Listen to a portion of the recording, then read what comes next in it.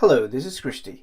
One of the new features that was added in Camtasia 2020, which came out today, is the ability to set favorites to all the things that you would like to reuse in your projects. But favorites, not media favorites, but more like effects, favorites, annotations, transitions, behaviors.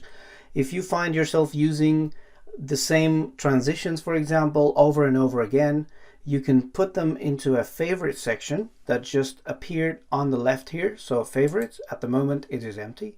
So if you find yourself using the transitions, for example, the fade transition a lot, so you kind of don't want to come around here and hunt for it, you just go to it and you click this little star in the corner to save it to favorites.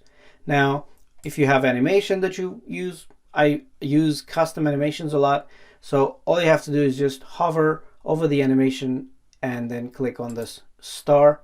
And then maybe if you want to go to use some of the annotations, maybe a call out like this, use that. And then when you go to your favorite section, all of these are here together so that you can quickly use this tab to have it open all the time and just drag your stuff over your timeline as you edit your projects. So this is very convenient, very nice. You can even filter them by type.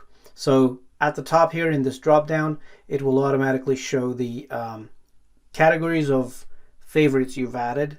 So if you add a behavior is not here now. If you click on behaviors and let's say I add this one to my favorites, now if I go to favorites, behaviors appears here and I can filter and see that. So this is another convenient way, an improvement to the interface to make editing faster, easier, and more convenient for your projects.